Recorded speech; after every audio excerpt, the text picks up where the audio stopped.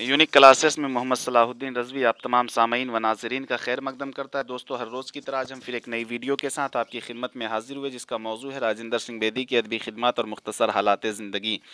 तो चलिए दोस्तों, हम बात करते हैं राजेंद्र सिंह बेदी के मुतालिक। इनकी पैदाइश 1 सितंबर 1915 ईस्वी को लाहौर में हुई। इनकी पढ़ाई लिखाई की इब्तिदा अजीब तरह से हुई। ज़्यादातर घर ही में पढ़ा। बचपन ही से सेहत ख़राब रही और सितम यह कि आपके वालदा भी उनकी विलादत के बाद से बीमार रहने लगीं। माँ के पास बैठकर गीता सुनते, इस मुक़द्दस किताब के क़िस्सों से दिलचस्पी लेते। आपके वालिद अली बीवी की तबीयत बहलाने को एक मिसा लोमिया की किराए पर बाजार से कोई न कोई किताब लाते और उनके करीब बैठकर सुनाया करते। उसका नतीजा ये हुआ कि बेदी को खुद ब खुद किताब और क़िस्सों से दिलचस्पी हो गई। चुनांचे स्कूल जाने की उम्र तक किस्सा और किस्सा नवेशियों से काफ़ी वाकफियत हो गई। कुतुब बीनी से वो दिलचस्पी पैदा हुई कि उनके चचा ने एक स्टीम प्रेस ख़रीदा तो साथ ही साथ 5-6 हज़ार किताबें भी मिल गई। बेदी ने प्राइमरी से मिडिल क्लास तक पहुंचते पहुंचते वो सारी किताबें पढ़ डाली। फिर मैट्रिक का इम्तहान पास करके कॉलेज में दाखिला लिया।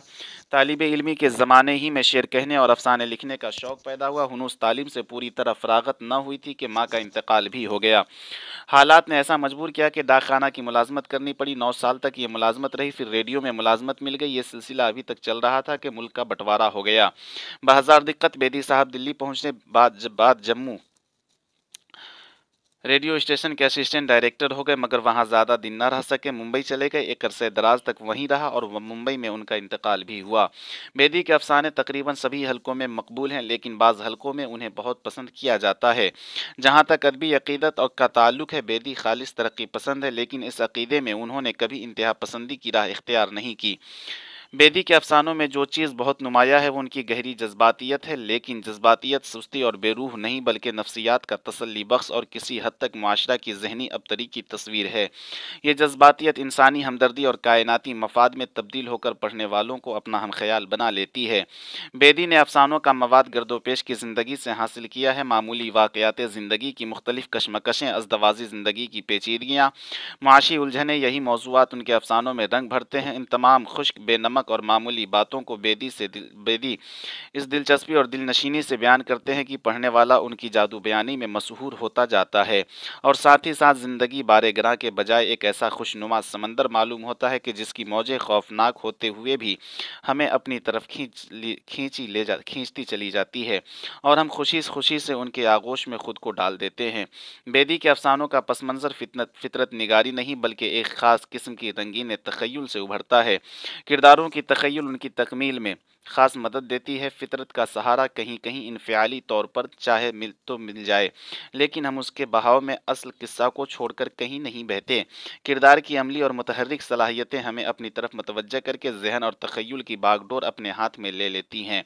इस तरह वाक़यात की तह में छुपी हुई हकीकतें सामने आकर ज़ाहिरी बातों को पसे पुश्त डाल देती है।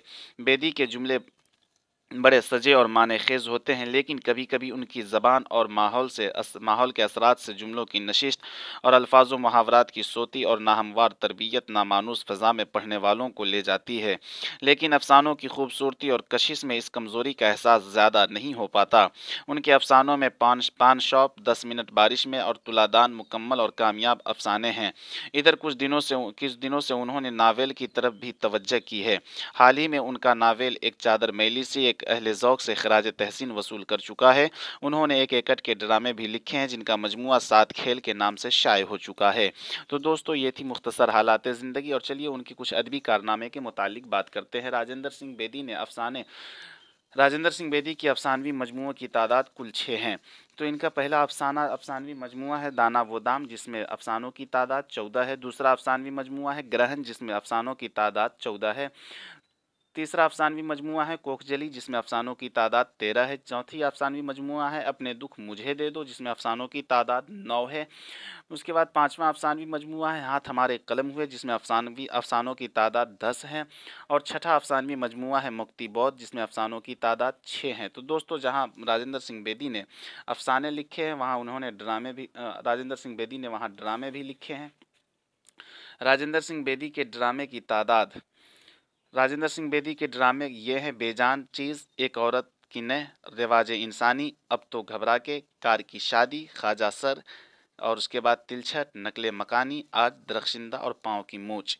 اور انہوں نے ایک ہی ناول یا ناول لکھے، اسی کو بعض نقادوں نے ناول مانا ہے اور بعض نقادوں نے ناول کہا ہے۔ ایک چادر میلی سی، یہ راجندر سنگھ بیدی کے ناول یا ناول ہیں۔